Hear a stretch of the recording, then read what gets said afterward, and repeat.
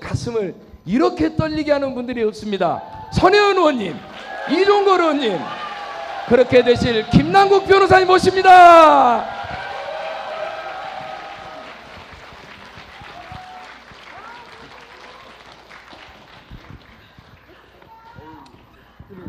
앵글 잡기 힘드니까 좀 붙어야지죠. 아무렇게나 해도 돼. 그렇죠. 좀 붙어주세요. 우리 카메라맨들 힘들지 않게. 두 분.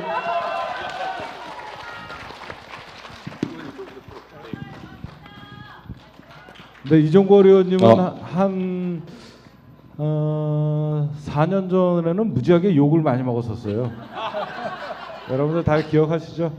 오늘 저희가 이렇게 광주까지 내려와서 이렇게 토크쇼를 준비한 것은 많은 분들이 실제로 방송에서는 많이 보지만 광주에서 이렇게 토크쇼를 볼 기회가 별로 없다는 분들이 많아갖고 우리 백글진열 선생님의 어떤 간곡한 요청으로 우리 의원님들이 이렇게, 그리고 김남국 변호사님도 이렇게 오셨는데요. 오늘 각자 제가 아무 주제 없이 자유 토크로 하는데, 아까 제가 잠깐 빼먹은 말이 있어요. 제가 어쩌다 개총수가 되었고 저희 계곡본 본사가 서울에 있지만, 몸은 서울에 있지만 사실 계곡본의 심장은 광주예요. 제가 늘 얘기하지만 이 광주는 계곡본의 심장 같은 존재이기 때문에 우리 광주 시민 여러분들이 더욱더 더 강하게 계곡본 활동을 해줬으면 좋겠습니다. 먼저 우리 손혜원 의원님, 오늘 어제는 저희 방송을 살려주기 위해서 대타로 띄워주시고 예, 오늘은 예, 여기까지 내려오셨는데, 우리 손혜원 의원님 계곡본 창단식 오늘 광주 한마디 좀 해주세요. 뭐 축하 말씀이라도. 첫 번째 계곡본의 지부를 광주에 두게 된 것을 축하드립니다. 네.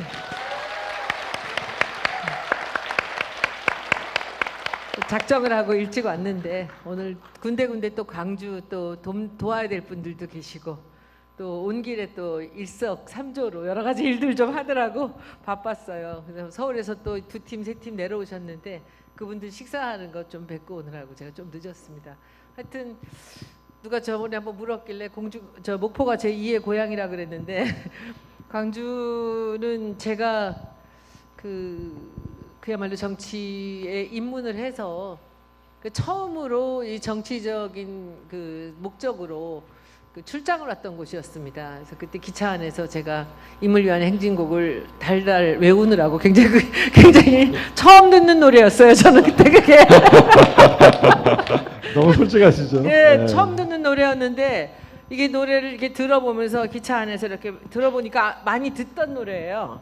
저는 모르는 노래였는데 이게 맨날 누가 데모하면 부르는 노래구나라는 걸 그때 알았습니다. 그래서 가사를 달달 외워갖고 와서 제가 참배를 드릴 때 그 노래를 안 보고 따라 불렀었던 그런 아주 추억이 깃든 그런 도시입니다. 여러분들 이제는 제가 달달 외웁니다. 고맙습니다.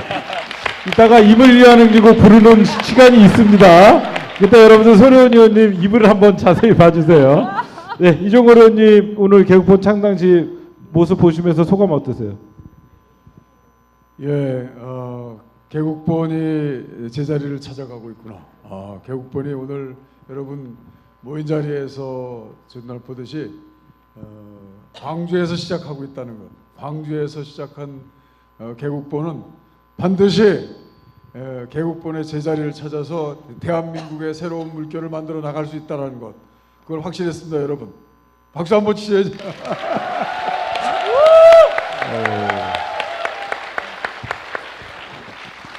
사실 저는 김대중의 자식이라고 합니다. 정치적인 자식. 저희 아버지 같은 김대중 선생이 만들어주신 이 정치 무대를 알기 전에는 사실 광주 잘 몰랐습니다. 저희 지역의 신부님이 몰래 광주 테이프를 틀어주셔서 그때 봤습니다. 그 신부님은 그때 주교님하고 약간의 협상을 해가지고 파푸아 뉴기니아로 가면서 감옥 가는 거는 면했는 그런 광주의 모습 하나만 보여줘도 감옥에 가야 된다라고 하는 그 시절의 시작이 아까 이 방송에서 보였습니다. 광주는 우리 민주당의 성지입니다. 민주당의 성지가 아니라 민주주의의 성지입니다. 저와 같이 의원님 길어요. 길어요. 길어. 제가 딱 하나만 할게요. 여러분 잘 기억하시는지 모르겠는데 저희 그 말지라고 하는 잡지가 있었어요. 말지에 그 가장 그 인기 있는 분이 김태홍 의원님이라고 계셨어요. 김태홍 의원님이 민주언론협의회 회장을 하셨는데 민주언론협의회 회장배 그 체육대회를 하다가 저도 같이 하다가 머리 깨져가지고 죽을 뻔했는데 그 김태홍 의원님이 북구청장 하시다가 저하고 국회의원을 같이 하셨어요. 그래가지고 뇌계리병으로 돌아가셨는데 여기 광주 5.18 묘지에 묻혀 계시죠. 그분이 이랬어요. 광주는 우리 민주당의 성지다라고 하셨습니다. 그래서 제가 한 번에 얘기했습니다. 네. 민주주의의 성지입니다. 이 민주주의의 성지에 우리 개국본이 처음 시작하고 있다는 의미를 저는 한번 오늘 이 토크쇼 하는 내내 한번 생각하면서 얘기하고 싶습니다. 좀 길었습니다. 예. 제가 둘이서 방송을 좀 자주 했었잖아요. 의원님이랑 할 때마다 짧게 하시라고 좀.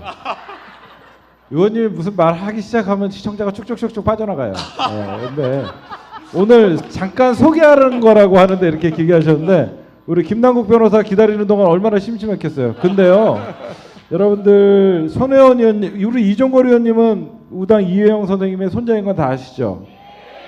저희가 왜 손혜원, 이종걸 의원님 두 분을 모셨냐면요, 손혜원 의원님도 아버지가 독립운동가였다는 거 모르신 분들이 굉장히 많더라고요. 모르는 사람 없어요. 광주를 뭘로 알고 이래? 다 진짜. 알아요. 다 짐 싸고 싶어요?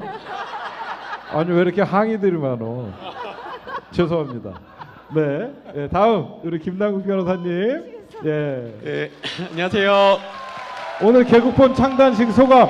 네, 개국본 창단식에 이렇게 올 수 있어서 너무나 진심으로 영광이고요. 제가 사실은 이제 그 처음에 이제 변호사 활동을 하면서 참여연대에서 활동을 했거든요.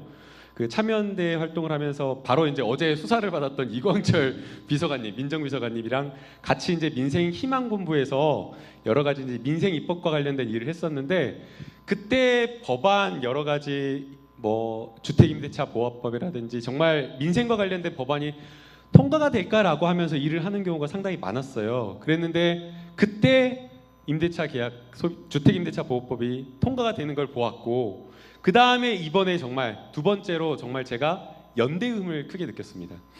검찰 개혁이라고 하는 거 사실은 기득권과의 싸움이었고 그 다음에 항상 이겨왔던 그 검찰을 깨부순다라는 것이 과연 이번에 가능할까라는 그런 생각도 들었는데 위기일 때 개총수님 그리고 지금 이 자리에 계신 여러분들 그리고 또 많은 분들이 거리로 나와서 촛불을 들어서 개혁을 이뤄냈다라고 생각이 들고요.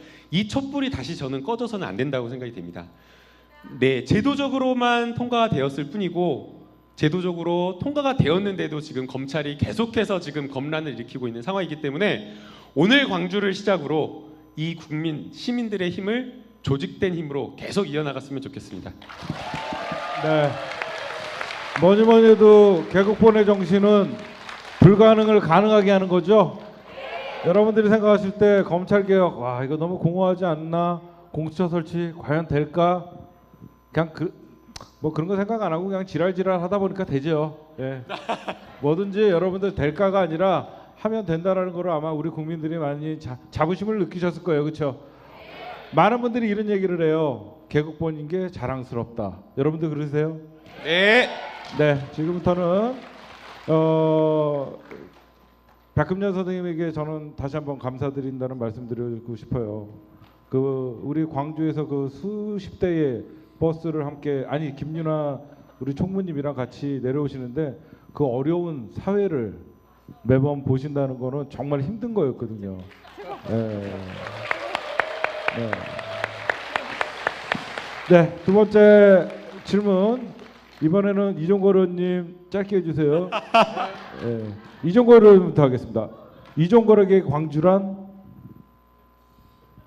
좀 길어질 것 같은데요. 첫 번째 광주는 저희 정치적 아버지를 낳아주신 광주 전남입니다. 두 번째, 우리 광주의 무서운 평가와 또 집단 이성이 가지고 있는 광주의 모습은 저희들에게 선생님이었습니다. 무서운 시민의식은 저희들을 어떤 때는 채찍으로 하셨지만 결국 그것은 저에게 쓴 약이 됐습니다. 어떤 때는 밀어주셨죠. 밀어주실 때는 독재와 권위주의를 깨는데 큰 힘을 만들어 주셨습니다. 광주는 저희들에게 뛰어놀기 위한 장소이자 저희들의 역사입니다. 근데 보면 어떤 때는 광주에 오면은 그 눈물이 납니다. 늘 알아보시는 많은 분들의 가지고 있는 갈망은 아직까지 우리나라가 아직 격차 사회, 차별 사회에 있어서의 가장 어려움을 겪고 있는 저발전의 지역이기도 하기 때문에 그 격차를 상시적으로 깨는 대한민국의 미래와 대한민국의 갈 길을 모두 담고 있는 바로 광주. 우리가 항상 그곳에서 찾고 그곳에서 배우고 그곳에서 목표를 정해야 되는 바로 광주가 저에게 광주입니다. 예. 네, 방금 이종걸 의원님 말씀하신 것 중에 광주에 오면 눈물이 납니다. 굉장히 인상적이죠.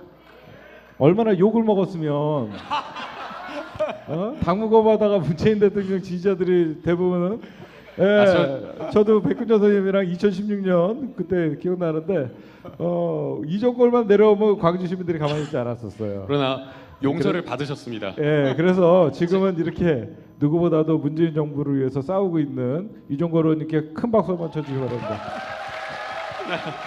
아니 그 4년 전에 무슨 죄송한데요, 너 아니에요 아직. 아니 그게 아니라 네. 4년 전에 무슨 네. 일이 있었는가 생각해 잠깐 보니까 그거 제가 설명드릴게요. 네. 제가 간단하게 무슨 일이 있었냐면요, 우리 김남국 변호사 직업이 뭐죠?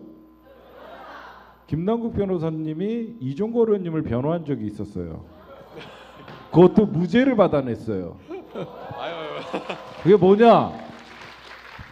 국정원 댓글녀 그때 강금 사건 때 이종걸 의원님이랑 김현 의원님이랑 강기정 의원님이랑 또 한 분은 모르겠어요. 문병호 의원님. 문병호 의원님. 그분은 민주당 아니잖아요. 저는 저기 밖에 나가신 분들은 잘 기억이 안 나요. 저 모르세요? 손 의원님이요? 이분은 나오신 게 아니라 잠깐. 민주당을 위해서 더 지금 외출이요? 가출렵니다. 캠프를 차리신 거죠. 직접 소개해 주세요. 아, 네, 제가 그 변호한 걸 이야기하려는 건 아니고요. 용서를 받은 걸 이야기하려고. 이제 저희가 이제 대법원까지 국정원 여직원 감금 사건 그걸 변론을 해서 4년 6개월 만에 무죄 확정을 받았거든요. 그리고 이제 무죄 받은 다음에 문재인 대통령님이 너무 고생하셨다고 그때 이제 피고인들하고 변호인들을 모아갖고 식사를 이렇게 사주셨어요, 문재인 대통령님께서. 근데 이제 그 자리에서 바로 문재인 대통령 앞자리에 이종걸 의원님이 있었는데 그 자리에서 너무나 죄송하다고 너무나 죄송하다고 진짜 사죄를 하셨고요. 그런데 대통령님이 웃으면서 아유 뭐 그러냐고 하면서 아주 흔쾌히 용서를 해주셨다라는 거 진심으로 그 기억이 나서 어쨌든 우리 김변이 진짜 이종걸 의원님을 위해서 그 무죄를 받아내는 훌륭한 변호사인데 21대에서 꼭 국회에서 좀 보고 싶어요, 그렇죠? 이종걸 의원님 뭐 할 말이 잠깐 있는 것 같은데 짧게 해주세요. 손혜원 의원님 기다리고 있어요. 손혜원 의원님 성질 무서운 거 아시죠? 그때 그 사건이 뭐였냐면요, 문재인 대통령이 박근혜 대통령한테 지는 해 바로 지기 한 일주일 전도 안 됐을 때였을 때, 그때 역삼동 오피스텔에 국정원 여직원이 댓글을 다는 그 본부가 차렸다고 그래가지고 달려갔습니다. 제가 제일 먼저 달려갔죠. 그래서 거기서 제일 먼저 싸웠죠. 패스트트랙 때도 제일 먼저 가고 제일 먼저 기소됐어요. 그래서 그 댓글녀한테 찍혀가지고 이제 감금 사건으로 기소가 돼서 사실 그때부터 검찰은 정치 검찰이었습니다. 이번 윤석열 검찰뿐 아니고 그 정치 검찰이 이제 저를 기소해가지고 이제 감금 사건으로 잘못하면 이제 국회의원 빠지 날아가는 때인데, 근데 우리 김남국 변호사님이 딱 나타나서 4년 6개월 동안 검찰하고 싸워서 무죄를 받아주셨습니다. 근데 그때 문재인 대통령이 다 무죄 받고 난 다음에 이제 격려 자리를 만들어 주셨어요. 그래가지고 그때 저를 막 격려하면서 말씀하니, 그때 4년 6개월 동안 그 재판 받고 고생하는 거 다 보고 있었다는 말씀을 하시더라고요. 그래서 아이고 형님 잘못했습니다. 괜찮아 그러시더라고요. 그게 얼마 전 얘기예요? 방금 이 얘기가. 그게 2016년 말 17년 다 된 것 같아요. 아 괜찮아, 이게 2016년. 네, 16년 17. 그때는 대통령이 아니셨잖아요. 네, 대통령이 아니실 때. 그러니까 다들 품고 가야 되니까. 안 그래요? 품고 가야 되니까 괜찮아야죠.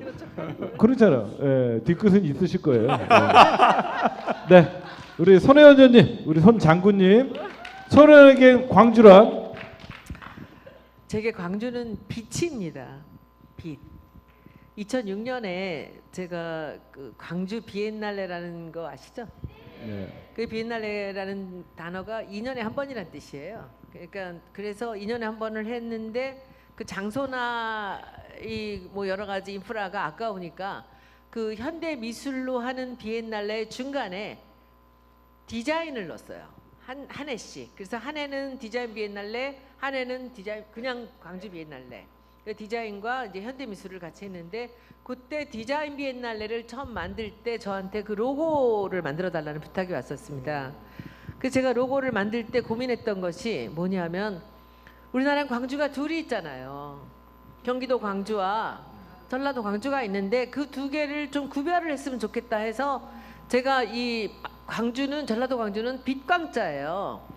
경기도 광주는 무슨 광자게요?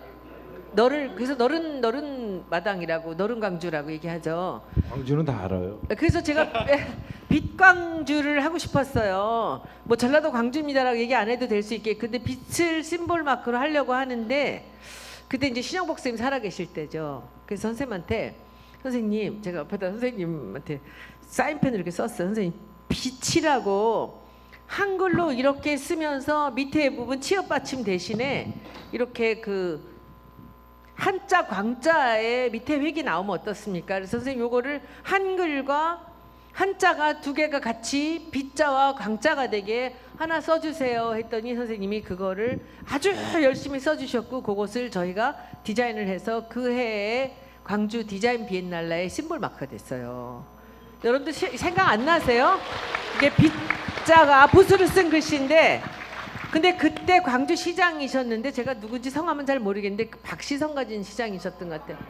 예, 그분이 그 마크가 너무 마음에 든다고 저한테 허락도 안 받고 광주시에 그 소유로 등록을 하셨다라는 얘기를 들었습니다. 그래서 그때 왜 허락을 안 받고 하시지 하면서도, 광주시의 마크를 그 빛광자, 신영복 쌤의 그 유작이죠. 이거를 광주의 심볼로 쓰면 참 좋겠다라는 생각을 했었는데, 그 다음에 시장님은 어느 누구도 그것을 관심을 두지 않으시더라고요. 그래서 그때 제가 아주 깊이 한 몇 달 동안을 그 일을 하면서, 광주는 제 머릿속에 항상 빛입니다. 그런데 그 임을 위한 행진곡을 부르던 그날, 그 빛이 제 왼쪽 가슴으로 들어왔죠. 한 번도 그 제가 진보고 뭐 좌파고 운동권이라고 생각해 본 적도 없었던 제게 그날 내려오면서 그 옛날 빗자를 제가 쓰던 그 생각이 나더라고요. 그래서 그날 이후로 제 머릿속에 진보다, 그야말로 뭐 저쪽에서 말하듯이 무슨 뭐 좌파다 뭐다 하면 저는 항상 중심에 광주가 있습니다. 여러분들이 계십니다. 예, 우리 손혜원 의원님 보시면요, 과거에 자기는 민주화 운동이나 이런 것도 모르고 몰라요. 임을 위하는 것도 모르셨는데, 어차피 피는 못 속이시는 것 같아요. 독립운동가의 어떤 따님으로서 뒤늦게 독립운동 엄청나게 하세요 지금. 그렇죠? 남들 젊었을 때 할 거 지금 손 장군이라는 소리까지 들어가면서 열심히 독립운동을 21세기에 하시고 있는 것 같아요. 박수 한번 주십시오. 어떻게 보면 2019년 정말 순간순간 우리가 절망도 많이 했고 굉장히 희망적인 것도 많이 봤고 위기도 있었고요. 그렇죠? 우리 민주시민사회 세력들이 보면 지금부터는 우리 세 분에게 2019년 김남국 변호사는 변호사로서 가장 기억에 남는 일이나 가장 후회되는 일, 어떤 일이 가장 2019년에 김남국에는 가야장 김변에게는 기억 남는 한 해였습니까? 갑자기 저 멘붕 왔습니다. 저에게 광주는 뭐냐 이렇게 물어볼 줄 알고 계속 생각하고 있었는데 아니 잠깐만요. 2019년 뭐냐 잠깐만요. 예. 제가 김남국 변호사한테 광주는 무엇이냐고 안 물어봤어요? 진짜 당황했어요. 뭐하러 저 지금. 물어봐. 아 제가요 물어봤는 줄 알았어요. 어제 아닌 새벽에 개총수입니다를 5시까지 하다가요 잠을 못 아닙니다. 미안합니다. 그 다음 질문이에요. 네. 네. 김남국에게 광주란? 네. 정말 당황했는데요. 미안해요. 지금 준비했던 거를 다 원래 까먹어버려요. 저는 혀를 잘 찔러요. 네. 저에게 광주란 가슴을 뜨겁게 하는 고향입니다. 예. 저는 이제 여기 살리쇼 고등학교를 졸업을 했거든요.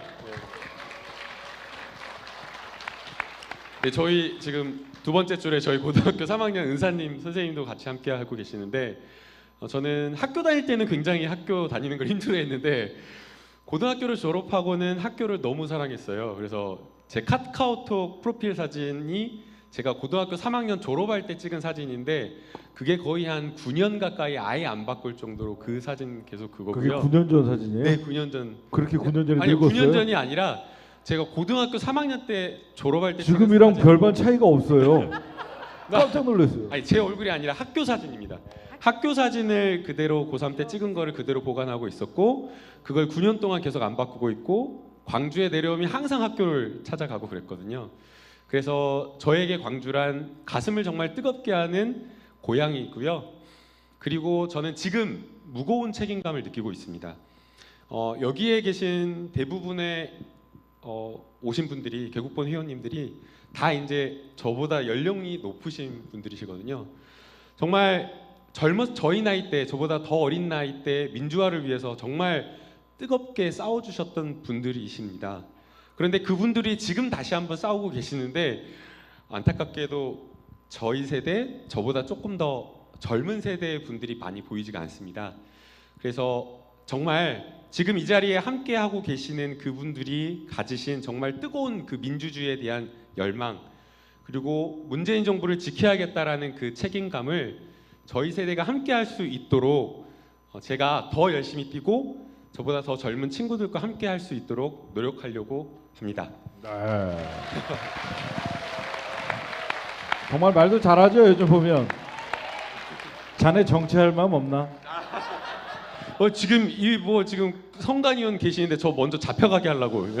근데 제가 근래 우리 김남국 변호사랑 많은 얘기도 하고 속 깊은 얘기도 하고 같이 방송도 해봤지만 최근에 봤던 청년들 중에서는요 가장 사람 냄새 나는 사람이라는 건 제가 보증합니다, 여러분들. 진짜. 됐어? 여기까지만 해야 돼요. 더 이상 하면 안 됩니다, 형. 저 잡혀가요. 네, 알겠습니다. 예, 아까 김남국 변호사한테 질문하려고 했던 게 두 번째 질문이었어요. 우리 이종걸 의원님 많이 좀 생각하고 계셨죠? 그 힌트였어요, 힌트. 이종걸이라는 국회의원 어떻게 보면 5선이었고요. 예, 요번에 6선에 도전하시죠. 주위에서는 그만할 때도 됐잖아라고 하시는 분들도 많죠. 하지만 이종걸에게 20대 국회는 어떤 가장 기억에 남는 20대 국회 그리고 가장 아쉬웠던 점은 어떤 건지 짧게 얘기해 주시기 바랍니다.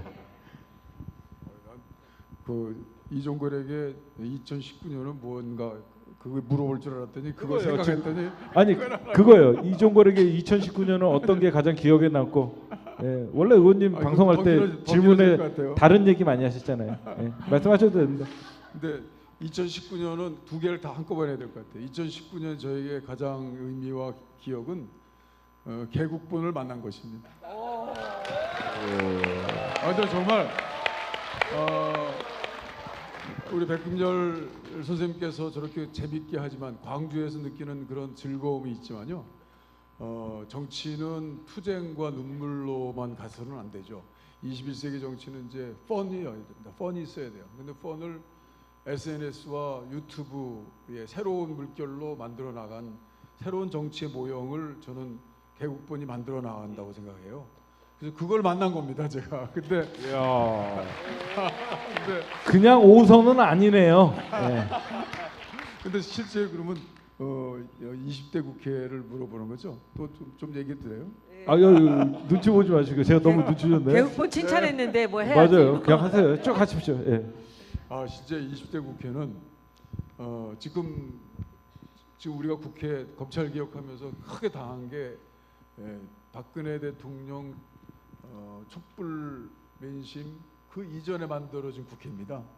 그렇죠? 그러니까 여러분 이번 우리가 서초동에서의 그 촛불로 검찰 개혁과 공수처를 이뤄낸 여러분들의 힘이 그 이전에 또 촛불로 박근혜 대통령 탄핵을 만들어낸 촛불, 이 20대는 두 번의 거대한 촛불이 있었는데요.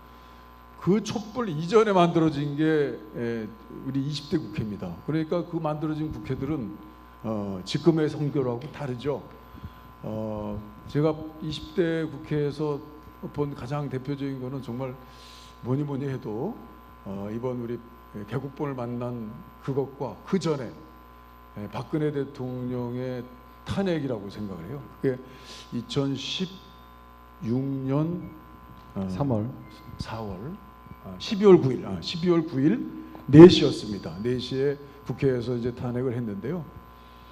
그때 정말 이게 가능한가라고 생각을 했는데 탄핵이 이루어지면서 우리는 민주주의가 한 단계 더 진전됐습니다. 그렇지만 그에 대한 진통으로 우리는 국회가 그냥 완전히 뒤범벅이 됐던 것도 사실입니다.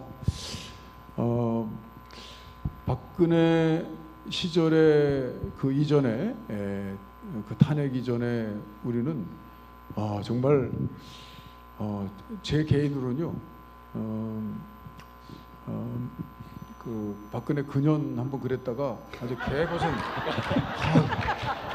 완전히 그냥 평소에 안 하시면서 제가 한 문자 메시지 하나 잘못 보냈다가 근여로 하다가 니은. 예. 보름간 망명까지 했습니다. 그래서 우리 이해찬 대표께서 어디 내 대신 좀 나갔다 오라고 그러더니 대신 보름 이상 있다가 오시오 그랬더라고요. 우리 여기자들이 절절절절 따라다니니까요. 그런 일이 있었는데요. 그때 그 난공불락 같은 박근혜와 제가 원내대표 할 때 싸웠는데요. 뭐 국정교과서 생각나시죠? 또 그때 뭐 영수회담 한다고 하는데 뒷글 대단하더라고요. 그때 왜 나한테 그런 말 했죠? 근데 이제 근현 그 말이었습니다. 또 그다음에 테러 방지법. 그 대한민국에서 가장 네. 필리버스터 사실 최장 제가 기록을 김대중 가지고 계세요. 대통령께서 저를 정치적인 아버지라고 저를 아들로 만들어 주신 거는 제가 처음 이제 민변 끝나고 우리 같이 김남국 변호사님도 민변 제 후배이긴 한데요. 이제는 뭐 선생님이 됐는데 인권을 위해서 여태까지 가지고 있었던 것들을 국민들을 위해서 썼으면 좋겠다 이렇게 말씀을 하시더라고요. 국회에 들어왔을 때. 근데 테러방지법은 제2의 국가보안법이거든요. 근데 그거를 하라고 그러니까 할 수 없이 제가 필리버스터를 하게 됐는데요. 그 난공불락 같은 박근혜가 이제 완전히 무너지면서요.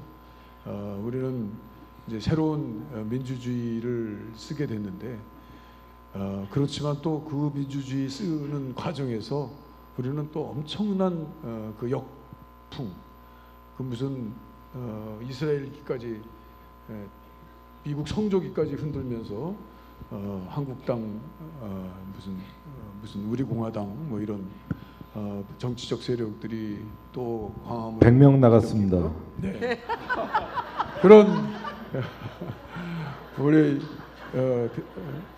20대 국회에 그 분수령 같은 그런 촛불의 또 하나는 여러분들을 만난 그래서 개국본이 만들어낸 그야 말싸움이 아니라 실제 추상적 담론이 아니라 정치 검찰 폐쇄시키고 검찰 개혁 만들어낸 여러분들의 힘을 느꼈던 개국본의 모습이다 이렇게 생각합니다, 여러분.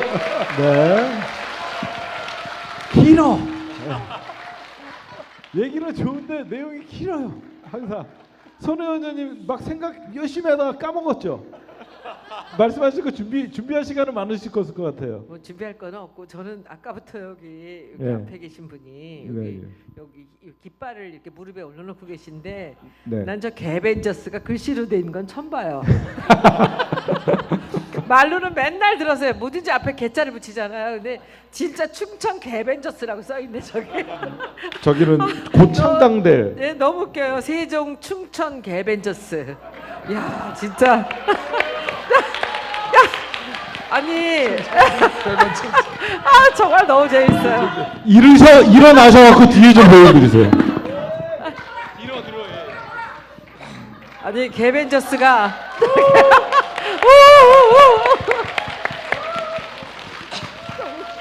너무 웃겨요, 의원님. 그 위에 개싸움도 말로 나와요. 요즘은 또 저는 그 제가 2016년에 우리 6월달에부터 이제 임기가 시작됐지 않습니까? 제가 뭐 국회에 들어오려고 들어온 것도 아니고 얼떨결에 이 대통령 선거를 치르려면 원내에 있어야 된다라는 이제 처음에 제가 영입될 때부터 그런 얘기를 들었죠. 그래서 어리어리해서 나중에는 결국은 어제처럼 이 정청래 의원의 대타로 제가 마포의 국회의원이 됐습니다. 되고 나서 그냥 뭔지 모르고 이게 뭐 제가 40년을 한 가지 일만 하고 살았는데 와서 이 공무원이 처음으로 됐는데 이 국회라는 데가 또 얼마나 복잡합니까? 헌법 조항을 읽는데 이게 무슨 소리야? 이게 무슨 소리야 도대체? 제가 국어를 잘하는데 그래서 이걸 참 보좌관들이 쭉 읽고 그러니까 하라는 대로 이제 이렇게 시작을 하는데 얼마 지나지 않아서 전화가 왔어요. 저한테 박완주 의원이 그러면서 이번에 그 최순실 국정조사를 하는데 거기 청문위원으로 이제 국조위원으로 하네요. 저는 국정조사가 뭔지도 몰라요. 생전 뭐 하는 건지도 모르는데 저더러 하래. 그래서 왜 저예요? 그랬더니 이번에 우리가 국감에서 제가 그 문체부에 이제 그 문화 관련되는 거를 좀 제가 잘 아는 분야니까 좀 정보가 많았습니다. 하는 걸 보고 저를 꼽았대요. 그래서 누가 하라고 그랬나? 제가 초선이 뭘 할 줄 안다고 그런 걸 시키나 싶었지만 뭐 그 일이라면 제가 아는 거니까 하겠습니다라고 했는데 그게 그렇게 대단한 일인지 몰랐어요. 그러니까 해서 성질대로 하다 보니까 그때 제가 굉장히 유명해졌죠. 하루 만에 후원금 다 들어오고 근데 뭔지 모르고 한 거예요. 그냥 성질대로 저 사람이 나쁜 사람이니까 저 사람이 나쁘다는 것을 이 전 만천하에 알려야 되겠다라는 이제 얘기들을 하기 시작했는데 지금 제가 이번에 그 국정 보고서를 만들면서 그 녹취를 쭉 다시 올렸거든요. 보니까 끔찍해요. 어떻게 이렇게 겁도 없이 이렇게 얘기를 했는가. 근데 뭐 지금 다시 해도 또 그럴 것 같아서 저한테 참 처음에 기억이 나는 그런 국회의원으로서의 활동이었었고요. 그리고는 그냥 순간순간 열심히 제가 관심 있는 것들에 이제 기울이면서 관심을 기울이면서 살았는데 저한테 있어서 2019년은 일생에서 잊을 수 없는 그런 해죠. 1월 15일 날 SBS에 무슨 이유인지 모르는 그런 이유로 저를 투기의 아이콘으로 몰아갔던 그 일이 5개월 동안 그 190명을 조사했고 2만 5천 그게 기사가 나왔어요. 근데 그렇게 시달리면서 저 스스로에 대해서도 참 많은 생각을 좀 해봤습니다. 내가 세상에 이렇게 욕을 먹을 정도로 하고 살았는가? 아무리 냉정하게 얘기해도 저는 그렇게는 안 살았거든요. 그리고 제가 어떤 제 자신의 그 이익을 위해서 남몰래 무슨 짓을 했다라는 건 제 일생에 있을 수 없는 일이거든요. 제가 옛날에 담배를 대학교 다닐 때 많이 폈었어요. 근데 담배를 끊은 이유가 고해성사 시간은 아니고요. 아니에요. 이거 얘기 말씀드려야 돼. 제가 담배를 결혼을 하고 남편은 알았는데 이제 이걸 끊은 이유가 담배를 피지 못할 장소가 생기더라고요. 결혼을 하고 나니까. 그러니까 시댁에서 담배를 필 수는 없잖아요. 그리고 집에서는 숨어서 필 수가 있는데 그게 어려운 거예요. 그리고 사람들 대인관계에서 이게 내가 담배를 함부로 필 수 없는 거예요. 요새 같지 않았거든요. 옛날에는. 그래서 그때 제가 결심을 한 게 나는 숨어서 피울 바에는 끊겠다라고 생각을 해서 그냥 하루아침에 끊어버렸어요. 그래서 그 멋이 아니고 이 정치인이 한 3선 4선이 되면 이 박수가 나오는 순간을 이렇게 기다리고 그죠? 유도를 하는데 우리가 그걸 못 하잖아. 그래서 제가 성격이 어디 숨겨놓고 뭘 하는 사람이 못 돼요, 저는. 근데 의원님은 하는 거 보면 한 5선 이상이에요. 아니요. 그런데 글쎄 제가 돈 몇 푼을 벌기 위해서 차명을 하고 그리고 투기를 남몰래 했다. 있을 수도 없는 일인 거죠. 근데 그렇게 사람을 몰아갔는데 어떨 때 이번에 제가 2019년을 지나면서는 이제 전반이 지나가고 제가 기소가 되고 이제 재판이 시작되면서는 참 뭐 많은 생각이 들었어요. 제가 이제 사람이 돼가는구나 그런 느낌이 들었어요. 그동안 그야말로 잘난 맛에 살고 항상 이게 독불로 살았었는데 이제는 이게 뭔가 더 자세를 낮추고 사람들을 이게 살펴보는 시간을 그 6개월의 시간 동안 제가 혼자 스스로 많은 이 사색이 시간이 있었어요. 왜냐하면 TV를 킬 수가 없어요. 모든 프로에서 제가 나오기 때문에 모든 뉴스가 다 저예요. 6개월 동안 그랬습니다. 그리고 컴퓨터도 어디 댓글이고 볼 수가 없어요. 그래서 늘 앉아서 책 봤어요. 기도하고 책 보고 그 길밖에는 선택의 길이 없었거든요. 그렇죠? 여러분들 지금은 이렇게 편하게 말씀하시지만 당하는 사람 입장에서는 어떻게 보면 죽음의 기로에 있을 수도 있는 거예요. 그런 건 없었어. 네. 죄송합니다. 내가 사람을 잘못 봤어요. 지금까지는 저는 절대로 제가 뭐 잘못한 게 있어야지 제가 자책을 하죠. 그건 다른 없었지만 제가 이걸 극복을 해 나가는 방법을 제가 터득을 한 거예요. 근데 우리 어머님이 연세가 많으셨는데 어머님이 그 TV를 보는 게 그게 제일 가슴 아팠어요. 근데 제가 지난번에 언제 방송에서 얘기했지만 어머님이 저한테 하신 말씀이 저를 보면 뭐 우리 어머니는 그런 타입이에요. 제가 어머니 닮았는지 모르겠어요. 어머 어떡하니 네가 너무 힘들어서 어떡하니 얘 뭐 하나님이 너를 도울 거야. 우리 엄마는 그런 게 없어요. 어머니 요양원에 계시는데 반신불수 돼갖고 저를 이렇게 탁 보세요. 매일 TV에 나와 제가. 어머니가 그거 다 보고 계시거든요. 탁 보고 약간 얼룩덜룩한 옷 좀 입고 다니지 마라. 그 상황에서 TV에서 어떤 순간인가 제 옷이 마음에 거슬렸던 거야. 근데 그 어른이 저한테 기껏 하시는 얘기가 딱 그 얘기를 하시는 거예요. 그리고 뭐 너는 왜 양말을 안 신니? 뭐 이런 얘기. 뭐 쓸데없는 얘기. 그래서 내가 어머니 그 뜻을 알겠는 거야. 어머니가 저를 위로하는 방법이었죠, 그게. 그죠? 그래서 그 시간들이 저는 굉장히 좋았어요. 제 일생을 통틀어서 그 2019년 같은 해가 또 있을까? 얼마 전에 누가 이 사주 팔자 보시는 선생님 한 분 요즘에 이제 가끔 제가 뵙는 분이 있어요. 그분이 김남국 변호사를 아주 극찬을 하셔서 제가 좀 더 두고 보시라 그랬어요. 극찬을 하시는데 저는 김남국 변호사 귀가 굉장히 특이하다고 생각했거든요. 뒤로 이렇게 뒤집어져 있죠. 이런 사람은 남의 말을 안 듣는데요. 그리고 자기 길만 간대요. 그래서 김남국 변호사가 훌륭한 사람이 됐다면 저 귀 때문이라고 그러더라고요, 저한테. 근데 그분이 저한테 말씀을 하시면서 올해 들어서 뭐 매돌은 좋고 매돌은 안 좋고 그래서 선생님 제 일생을 통틀어서 이제는 안 좋은 달이라고는 없습니다 그랬어요. 제가 작년 같은 때가 또 오겠습니까? 그래서 별로 이제는 인생에 저는 어려움이 없을 거라고 봐요. 이제 제 명예를 회복하는 시간, 그리고 이제 저들한테 제가 다시 갚아주는 시간, 이제 이런 시간만 남았다고 생각합니다. 네, 여러분들 얘기를 듣다 보니까 이런 분들 정치 한 번 더 해야 되지 않아요? 그렇죠. 본인은 한 번만 하고 안 한다고 말씀을 하셨는데 제가 보니까 이제 어른이 사색이 깊어졌다. 정치 한 번 더 하셔야 되는 타입인 것 같고. 아니 제가 한 5살만 젊으면 그야말로 한 번 더 들어가겠다 싶은데. 박지원도 있는데요, 뭐.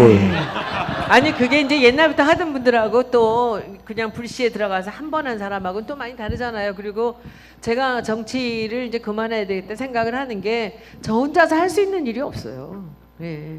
개국파들이랑 같이 해요. 정치는 이렇게 싫은 사람들하고 같이 어울려야 되고 들어줘야 되고 여러분들 말씀은 제가 얼마든지 들을 수가 있는데 제가 이 안에서 상대하고 싶지 않은 사람들을 만나야 되는 게 너무 싫더라고. 의원님 여러분들도 싫으시죠? 옆에 앉아있는 것만이 너무 싫은 거예요. 마주 보여도 너무 싫고 이해가 그걸 갑니다. 또 보는 게 싫다고 나는. 아시겠죠? 독립운동가의 후손들이 왜구들이랑 앉아 있는데 얼마나 불편하겠어요. 그렇죠? 누구보다도. 예. 사실 여러분들 우리 개국본은요. 어떻게 보면 이 개국본의 모토는 손혜원 의원이에요. 왜 이 얘기는 처음 얘기하는데 모든 언론이 손혜원 목포 특이했다 뭐 할 때 우리가 여태까지 알던 정치인들은 조용히 탈당하거나 이러면서 뒤에 물러나 있어서 여론이 잠잠해지면 다시 나오는 모습, 그게 일상이었죠. 근데 나는 특이 안 했다니까! 라고 하면서 니들 다 와! 그런 다음에 기자회견 열고 지랄지랄한 원조가 바로 손혜원 의원입니다. 그렇죠. 그래서 우리 개국본은 억울한 건 못 살고 아닌 거에 대해서 참지 못하면서 같이 지랄지랄하자. 그러면 사실 개국본의 정신은 손혜원 의원에게 억울한 거는 참지 말고 맞서 싸우자. 거기에 있었습니다. 근데 제가 지금 정신이 오락가락 하는데요. 김남국 변호사님한테 물어봤어요. 어떤 걸요? 질문 한 명씩 다 끝났어요. 아 2019년 그거였어요? 안 물어봤습니다. 안 물어봤죠. 저희에게 지금 얼마나 시간이 있죠? 왜 그러냐면 우리 광주 시민 여러분들이 대단하신 게 왜 이렇게 이거 토크쇼 같은 거 할 때 대부분 2부에는 자리가 반이 비어요. 맞아요. 네, 진짜. 근데 왜 자리가 전혀 비지가 않고 오히려 서 계신 분들까지 생겼는데 그건 다 우리가 재밌어서 그래요. 압니다. 개총수가 여기까지 왔는데 네, 압니다. 어딜 가 어디를? 5분, 예, 지금부터 5분이 있다고 하니까 우리 광주 시민 여러분들이나 우리 마지막으로 한 말씀씩 제가 볼 때는 1분, 3분, 1분 쓰실 것 같아요. 30초로 하게. 예, 적당히 예, 말씀해 주십시오. 예. 아니 김남국 변호사님은 정식 질문을 대답을 안 했으니까 하실 말씀 다 하세요. 짧게 하도록 하겠습니다. 맛있는 거 먹으러 가야 되니까요. 저에게 2019년은 정말 개국본 빼놓을 수가 없을 것 같습니다. 처음에 그 이제 개총수님을 통해 가지고 8차 사회를 보라고 처음 제안 받았을 때 애가 다리가 이러고 떨고 있더라고요. 이게 진짜로. 이게 원래는 제가 그 사회를 보려는 게 아니었고요. 7차에 엄청나게 많은 시민들이 서초동으로 몰려 나오셨잖아요. 그래가지고 정말 저도 뭐라도 해야겠다라는 생각으로 자원봉사해야겠다라는 마음으로 청소봉사하려고 했었어요. 그런데 갑자기 손혜원님이 전화하셔가지고 연사로 올라가라 그랬거든요. 걔 어때? 밑도 끝도 없이 갑자기 연사로 그래갖고 그 많은 대중들 앞에 올라간다는 건 상상도 못했거든요. 뭐 방송 생방송은 많이 해봤지만 그 상상도 못했거든요. 그래서 연사를 하라 그래가지고 알겠습니다 이렇게 했는데 갑자기 또 몇 시간 뒤에 전화 오셔가지고 아니야 이러면서 그냥 사회를 봐 이러셔가지고 사회는 더 길잖아요. 그래서 제가 그날 그 전날까지 진짜 1시간 반 잤나? 잠을 못 잔 거예요. 어찌어찌 갔는데 여기 분들은 매일 안 주무세요. 네. 다 야행성. 그래가지고 올라가기 전에 진짜 소주를 한 병을 들이키고 올라가야 되나? 진짜 많이 떨었어요. 진짜 그랬어요. 네. 너무 떨려가지고. 근데 준비를 하나도 안 돼 있는 거야. 준비가 뭐 큐시트도 없어, 뭐 그다음에 아무것도 없어. 그러니까 순서만 있는 거예요. 근데 그러면 이제 사회를 보려면 뭐에 대한 설명이 있어야 되잖아요. 태극기 퍼포먼스라고 해가지고 저는 이제 많은 어떤 그 공연하시는 팀이 올라와가지고 태극기 공연을 하시는 줄 알았어요. 근데 그게 아니라 이게 그냥 쫙 해가지고 하는 정말 감동적인 설명을 하나도 안 해주는 그 상태에서 올라가가지고 했는데 저 잘했나요? 감사합니다. 네, 지금도 말하려니까 너무 떨리는데 그때 그 감동 뭉클함이라고 하는 거는 정말 잊을 수가 없었던 것 같아요. 네, 진짜 얼마 동안 올라가 있었는지 모르겠고 내려오니까 끝났구나.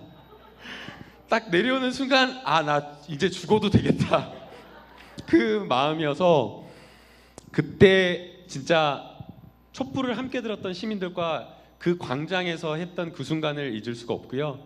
그래서 이제 개국본이라고 하는 것을 잊을 수가 없고 또 개국본을 통해서 만난 많은 분들을 잊을 수가 없을 것 같아요.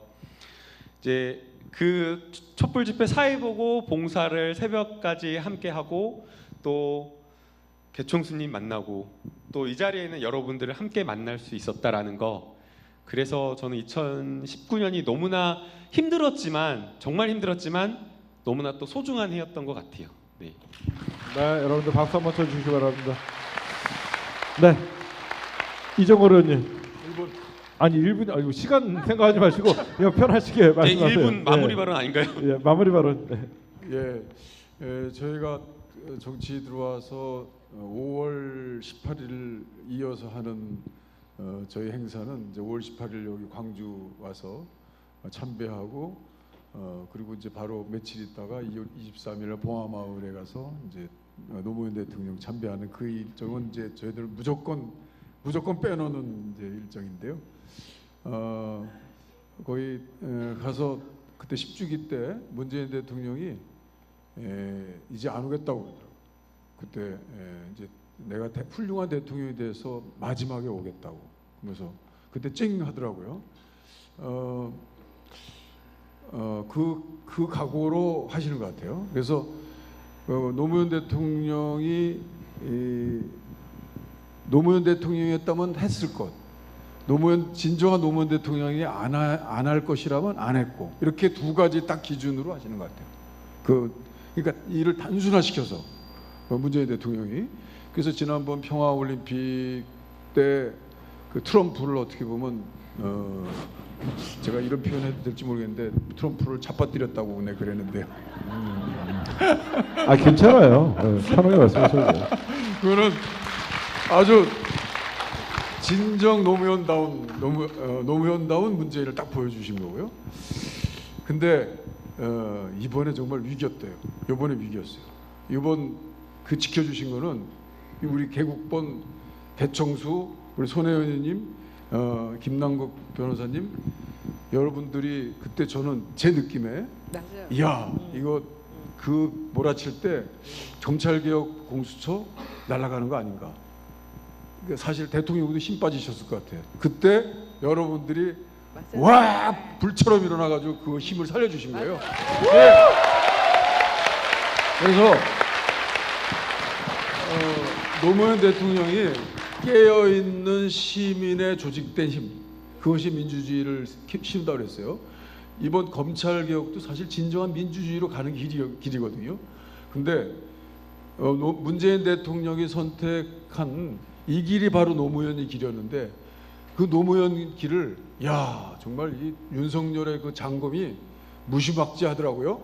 그런데 그거를 우리 여러분 개국본 여러분들이 100만, 200만이 모여서 만들어 주신 거죠. 근데 정말 여러분들의 그 이번 21세기형 민주주의의 시민의 조직된 힘은 노무현 대통령이 말씀하신 게 그냥 조직이라는 것이 계속 해가는 조직이 아니라 그때 힘을 발휘할 때 보여주는 그 표현의 힘, 그 최적화된 힘, 그거예요. 그러니까 그때 200만이 모였던 우리 개국본 중심의 시민의 힘과 지금 각 지역에서 한 분 한 분 대표가 돼서 오신, 여기 뭐 200만은 아니잖아요. 여기 200만 됐나? 예, 200만 가까운 대표자들이시지만 여러분들이 이 자리에서 보이는 그 조직된 힘, 그거는 거의 제가 그 앉아 있을 때 그 모습과 지금의 모습은 똑같은 생각이 듭니다. 여러분들이 가지고 있는 바로 개국본의 새로운 민주주의의 힘, 그게 우리 노무현 대통령이 만들어주신 깨어있는 시민의 조직된 힘이 바로 이곳에서 실현하고 있다. 저는 여러분께 이렇게 말씀드립니다. 예. 여러분들 이종걸 의원님이 노무현 대통령 수행 비서실장 출신인 건 아시죠? 네. 근데 사실 촛불이 시작할 때 저희도 그 촛불이 그렇게 커질 줄 몰랐지만 10년 넘게 늘 광장에서 투쟁하셨던 분들은 그게 동물적인 감각이 있어요. 그게 바로 서울에서 우리 백은종 선생님과 21세기 조선열단의 김태현 단장님이세요. 이분들이 없었으면 김태현 단장님 같은 경우에는 늘 여러분들 행진할 때 저분은 아마 기네스북 올라가야 돼요. 목이 안 쉬어요.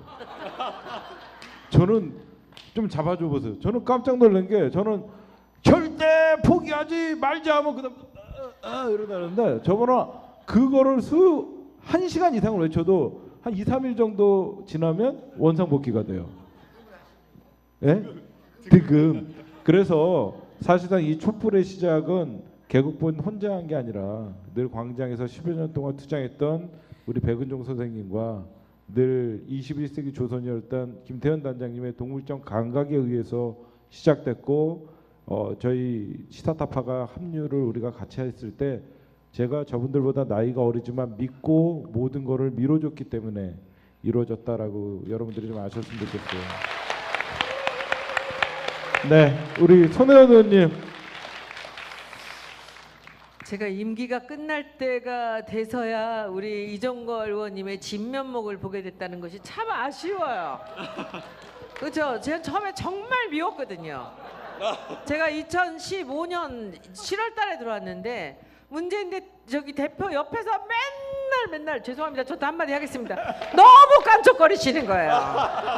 그래서 맞은편에 앉아갖고서 세상에 왜 저 사람을 저렇게 못 살게 굴지. 그런데 정말 놀라운 거는 이종걸 의원님 옆에 사람이 많아요. 국회의원들이. 그래서 저런 사람을 왜 옆에서 저렇게 앞에서 전 맨날 아주 마주보고 이제 최고위 때마다 이렇게 봤었죠. 근데 이제 끝날 때 돼서야 이제 알겠네. 제가 사람은 보기에 진짜 좋으시. 국회의원들 지금 박수 한번 하고. 네. 제가 만나본 국회의원들 중에서 가장 인간성과 정말 진솔하신 분이에요. 아니 지금 와서 제가 이제 알게 된 게 너무 훌륭하세요. 근데 그것이 제가 보니까 우리 개총수를 처음부터 신뢰하고 끝까지 혼자 개총수 옆에 계셔 주신 분이 우리 의원님이세요. 진짜 놀라요. 어느 누구 눈치 보지 않고 항상 곁에 계세요. 그리고 야밤이고 언제고 개총수가 부르면 집에까지 가세요. 집에 가서 방송하시고 거기서 주무시고 가셨대요. 근데 그러기 쉽지 않아요.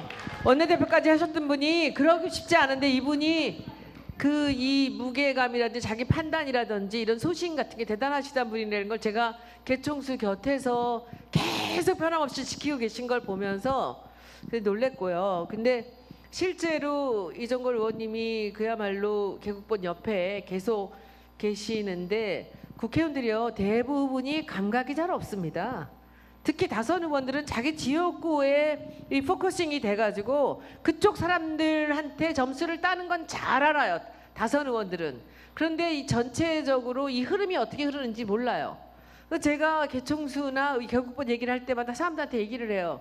뒤에 100만 대군이 따라옵니다. 안 믿어요. 그걸 몰라요. 감각이 그렇게 없다니까. 근데 그때 아무 눈치 안 보시고 뭐 본인이 무슨 도움 받을 게 있어서 그런 게 아니에요. 이 지금 개총수가 하는 것 그리고 개국본이 하는 것 그리고 여러분들이 이 모여서 하는 것 이 여러 가지 행동에 대해서 제일 정확하게 꿰뚫고 옆에 지켜서 서 계셨던 분이 이종걸 의원님이십니다. 그래서 제가 임기 초에 제가 처음에 초선 들어와서 잘 몰랐던 것이 좀 아쉽기는 해요. 그런데 지금 이제 우리 개총수를 보면요. 이 개총수는 또 제가 제일 정확하게 볼 수 있을 거예요. 세상에 이 100만 대군이 모이기 전이나 지금이나 똑같아요. 제가 가끔씩 밤에 야밤에 하는 그 방송을 이렇게 듣고 있으면 진짜 웃긴다. 그때나 지금이나 똑같잖아요. 막 야 너 나가 너 필요 없어 이 새끼야. 그거 다 보세요. 나 보면 너무 웃겨가지고 어떤 새끼야 이 댓글이 그렇게 빨리 오라는 걸 다 보고 있어요. 네. 보면서 그냥 소리 지르고 하는데 변함이 없고 그래서 제가 이제 사람들한테 얘기를 해요. 지금 이 개국본이라는 거의 가치를 제대로 볼 줄 알아야 되는데 그게 제대로 된 정치인이다. 이 뒤에 사람들이 왜 움직이는가? 그리고 이 사람들이 왜 이렇게 열광을 하는가? 나오려면 나오고 들어가려면 들어가고 하면서 이 무서운 힘을 이 정치하는 사람들이 알아야 돼요. 근데 잘 모르더라고요, 사실은. 잘 모르는데 오늘 여기 와서 제가 너무 반가운 것은 제 주변에는 항상 여성들이 많이 모이세요. 그런데 지표를 보면 60% 정도가 남자분이에요. 제 이 유튜브 봐도. 근데 여기 오니까 진짜 광주 오니까 남자분들 많네. 그죠? 아, 여성분들도 많아요. 네. 그래서 여성분들 팬들이 많고 제가 하여튼 그리고 항상 이렇게 우리 개국본 모임을 이렇게 가보면은 너무 멋쟁이 예쁜 여성들이 많아요. 그리고 아주 이 성숙된 그런 지성인들이 많아요. 깜짝깜짝 놀라요. 제가 이 서초 나갈 때나 이럴 때도 많이 봤고. 그래서 이게 어떻게 보면요, 우리 개총수나 개국본은 진짜 하늘이 주신, 우리한테 주신 기회라고 봐요. 그리고 우리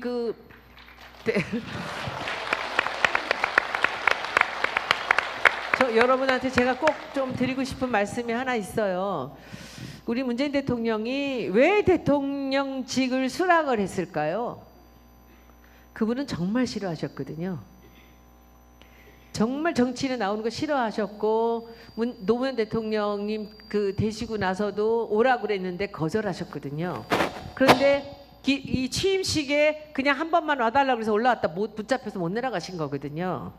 그분은 정말 정치하고 싶어 하지 않으셨던 분인데 떠났다가 짐 다 싸들고 봉화로 양산으로 갔는데 왜 나오셨겠습니까? 노무현 대통령 때문에 나오신 거죠.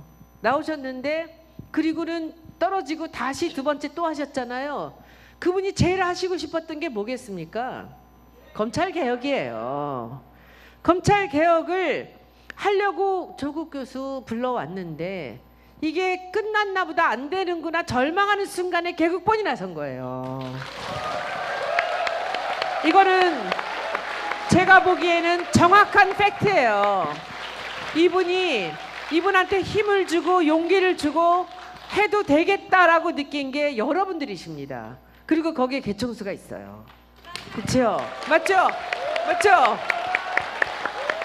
그래서 지금 이 에너지를 갖고 우리가 작년에 있을 수도 없는 일을 해낸 거죠. 그렇죠? 이게 뭐 이루 말할 수가 없는 이 공수처고 이 모든 이 선거법이 다 개정이 된 거예요. 이게 오선 의원님으로서 다시 한번 해보세요. 있을 수가 있는 일이에요. 이 일이 안 되는 일이에요. 제가 들어와서 한 번 하다 나갈 20대 국회 제일 형편없는 국회였다고 난리들을 쳤는데 마지막에 말로 홈런을 친 겁니다. 그렇죠? 어느 국회가 이런 일을 했습니까? 그거를 여러분들이 하신 거예요. 개국본이 이게 엉뚱한 조직이 만들어졌는데 이 총수는 맨날 뭐 그냥 밤새고 그냥 음악 들으면서 그래서 참 저는 더 위대하다고 보는 게 거기에 취하지 않아요. 그리고 그 순간 이 개국본의 그 힘이 얼마나 셌는지를 아무리 얘기해줘도 자기가 했다고 생각하지 않아요. 그리고 자기 원위치에 늘 가서 있는 거예요, 그냥. 그런데 여러분들이 맞아요.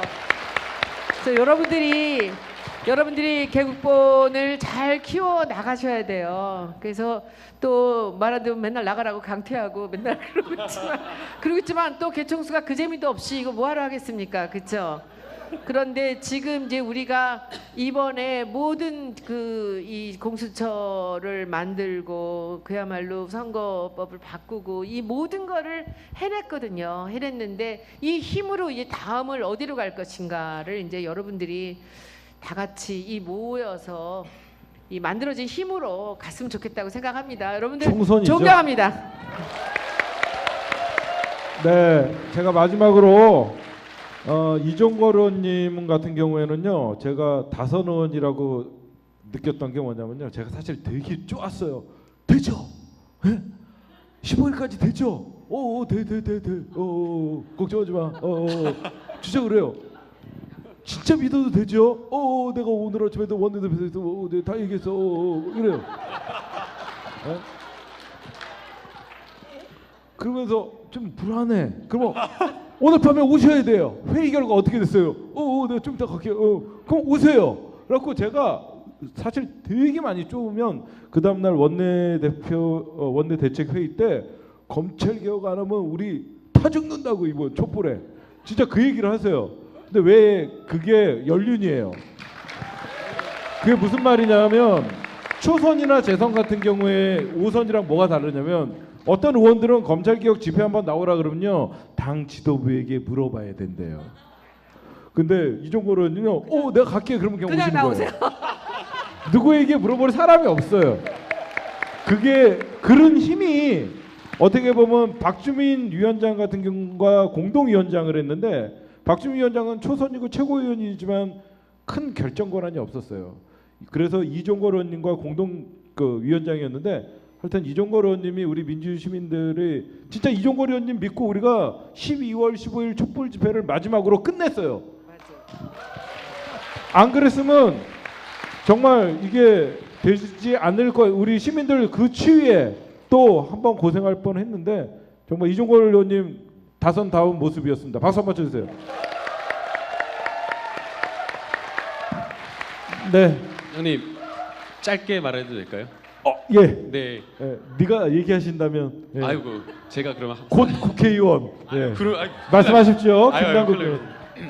절대 아니고요. 큰일 나고요. 잊지 않아 주셨으면 좋겠다라는 그 말씀을 꼭 드리고 싶었어요. 이종걸 의원님 그때 2012년 대선 끝나고 국정원 감금 사건 했다고 했잖아요.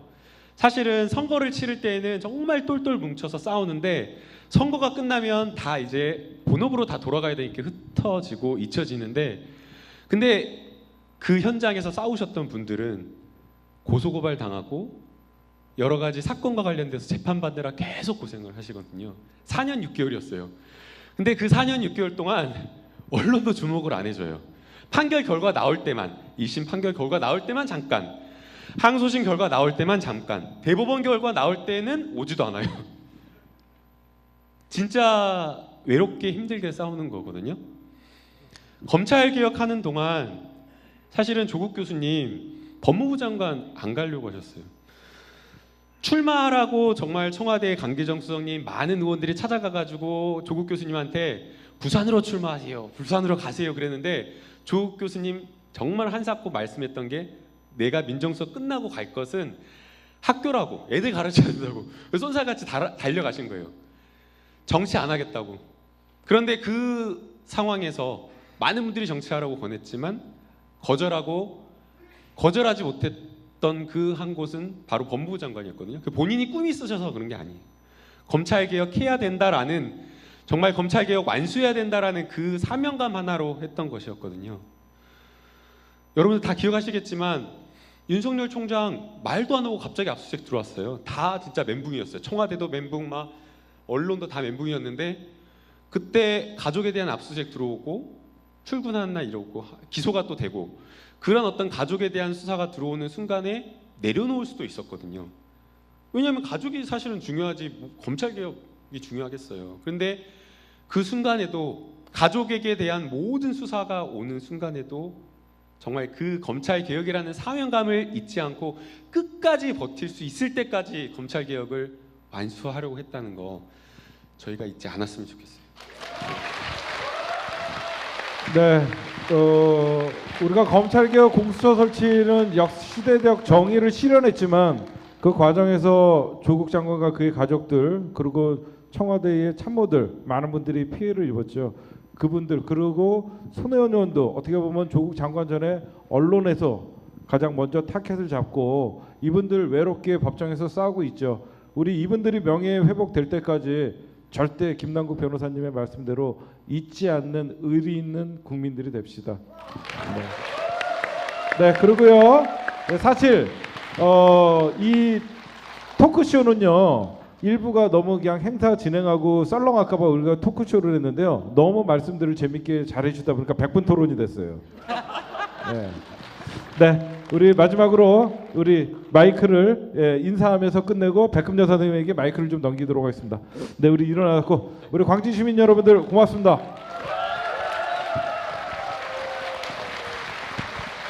예.